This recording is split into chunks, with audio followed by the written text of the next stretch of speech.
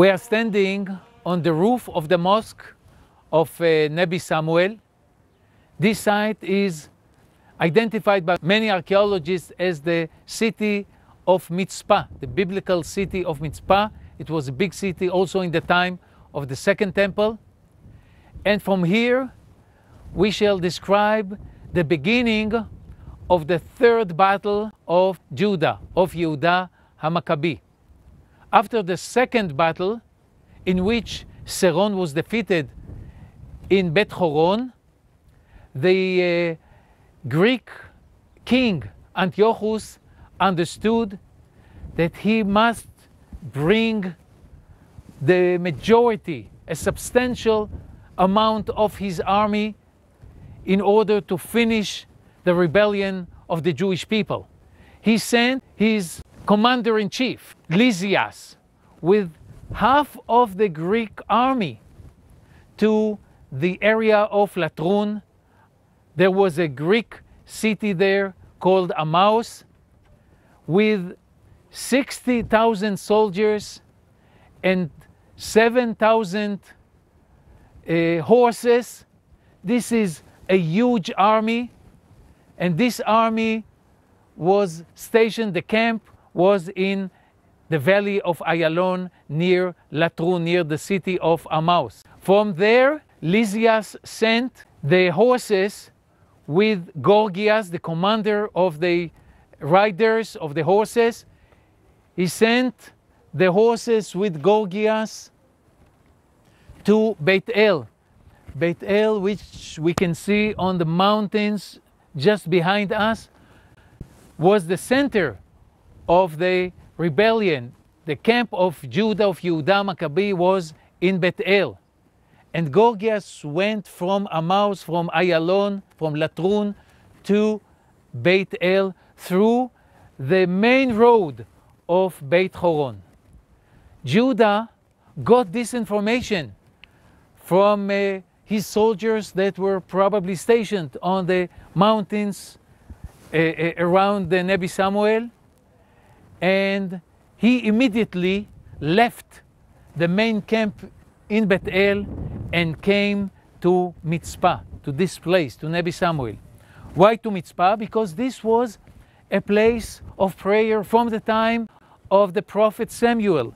This is what we read in the book of the Maccabees.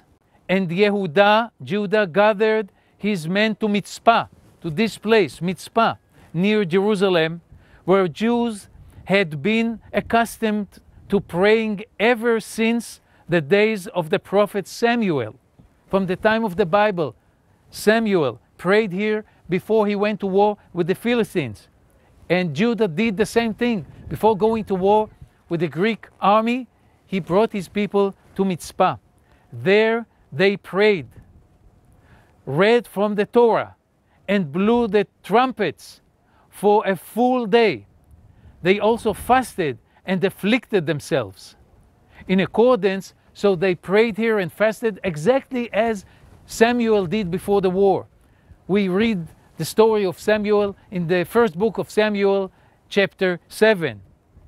In accordance with Torah law, Yehuda released from active service anyone who had just built a new house, betrothed a woman, or planted an orchard, as well as the soft-hearted who were afraid of battle, exactly as written in the Torah. This is the first incidents in Jewish history in which we read about the fulfillment of that mitzvah to release those who are afraid from engaging in war.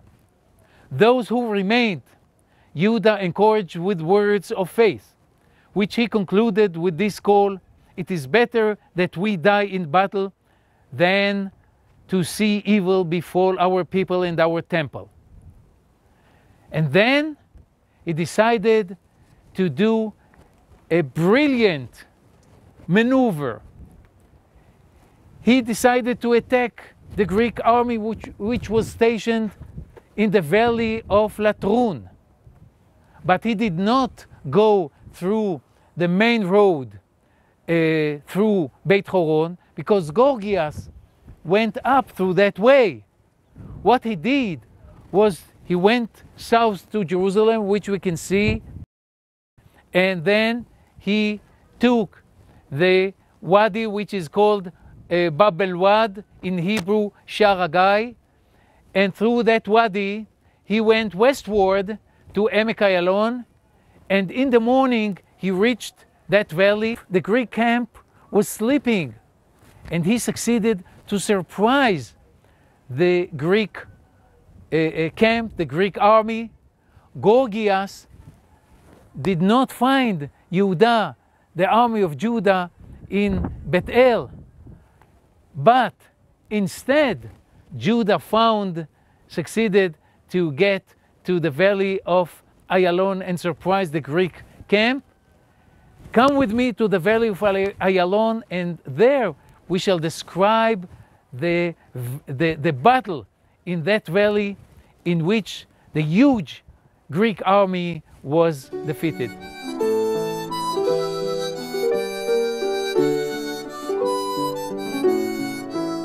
We are standing in the valley of Ayalon, which we can see here behind us. This is the valley of Latrun. We can see in the background, in the horizon, we can see the buildings of Modi'in, the city of the Maccabees. Here in this valley took place the third battle of Judah, of Yehuda Maccabee. We started to describe this battle when we were in Nebi Samuel, Hamitzpah. The Greek chief of staff, commander, Lysias, came with half of the Greek army, 60,000 soldiers and 7,000 horses. He came to this valley. The camp was here, and here on this hill there was a Greek city called Emmaus. Probably he took advantage of the fact that this city was Greek. We spoke about Lysias sending Gorgias with 7,000 horses to Beit El. We can see the mountains of Beit El. Gorgias was supposed to attack the army of Judah and by this finish the rebellion. Judah got the information, left Beit El. The camp in Beit El remained empty, and they went to Mitzpah. We spoke about his prayer there, and from Mitzpah he went down the mountain to the valley of Ayalon just before morning, just before sunrise, and the camp that was located here was surprised. All the soldiers were sleeping. They did not expect any attack, and here Judah made a brilliant maneuver. In spite of the fact that he had only 3,000 soldiers, he divided them into 3 units. 1 unit he sent to the northern part of the valley, 1 unit to this side, to the southern part of the valley, and 1 in the east. He left only 1 side open, the western side, in order to enable them to run away to the west, to Jaffa, and go back to Syria. And when he gave the order, these 3 units, all the 3,000 soldiers, attacked the Greek camp, the Greek army, and of course they were surprised and started to run away, to flee. They did not even fight. Here is the description in the book of the first book of the Maccabees. I'm reading from Megillat Chanukah, Hanukkah scroll, chapter 4, verse 37. He arrived at the edge of the valley, opposite the Syrian camp, the edge of the valley, where we see more or less the British police on the hill. This is the edge of the valley.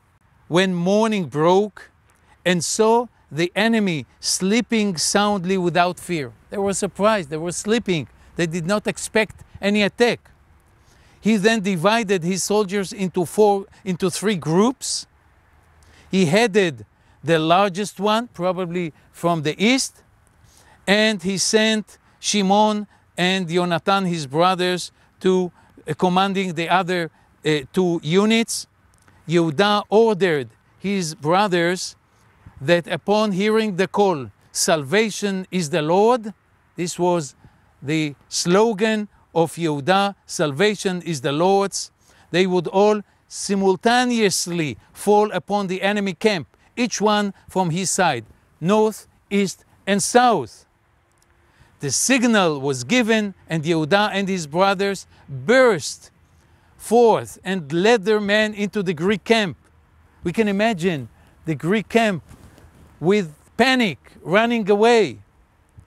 And the others fled to Gezer, Ashdod, Yavne, and Jaffa. But despite the great victory, Yehuda did not allow his men to swoop down upon the booty. Why? Because there was still Gorgias on the mountains, and he could attack them. So they waited. They prepared themselves for a second stage of the war. But Gorgias went down. We can see the mountains. He went down the mountain. After he was disappointed, they did not find Yehuda and his soldiers. The camp in Bethel was empty. So he went back to the valley of Ayalon, and when he was on the slopes of the mountains, he saw the smoke coming from the Greek camp, and he understood that Yehuda attacked. So he just left. They decided not to fight, and they fled. They also ran away and fled to all directions.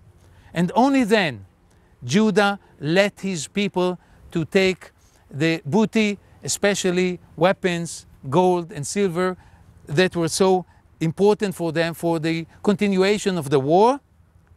But then Shabbat came, Shabbos came. The war took place on Friday. So after a long day of fighting, Shabbat came, and they could not walk anymore. So they stayed the whole Shabbat here, singing and praying. Even before they managed to return to their mountain location, the Shabbat began. There in the camp among the burned tents of the Greeks, they greeted the Shabbat with song and great joy. They thanked God for the great kindness He had shown them in delivering an army of myriads of well-equipped horsemen and soldiers into the hands of a small group of fighters armed only with swords. In their prayers to God, they asked that He privilege them to see the return of the sacred service to the Holy Temple. This was the goal, the purpose of the war. We can imagine that bizarre picture of Jewish soldiers praying during the Shabbat among the burnt tents of the Greek camp. Only after Shabbat they went back to the mountains of Bethel. This battle, the third battle here in the valley of Ayalon, Latrun, is considered very important because in this battle Yehuda succeeded to defeat half of the Greek army. He took many weapons from the Greek camp, which were so important for the continuation of the war. And as a result of that war, many people supported him and joined his army because they understood that it is not anymore a small group of rebels trying to attack the huge Greek army, but it's a serious army, a Jewish army with the success to defeat the Greek army. And as a result of this battle, after the fourth battle in Gush Etzion, Yehuda went to Jerusalem and inaugurated the temple, purified and started again the worship of God in the Holy Temple.